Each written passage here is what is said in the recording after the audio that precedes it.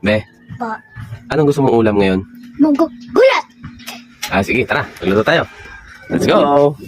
First step nga namin ay nag-harvest muna kami ng dahon ng ampalaya. Kasama na rin ang bunga ng ampalaya dito.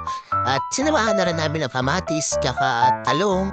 Pagkatapos ng maugasan ng mga gulay ay gagayatin natin ang sibuyas at bawang sa maliliit lang na piraso. Ayan, kasama na rin ang kamatis. Sinamahan ko ng kamatis para mas masarap.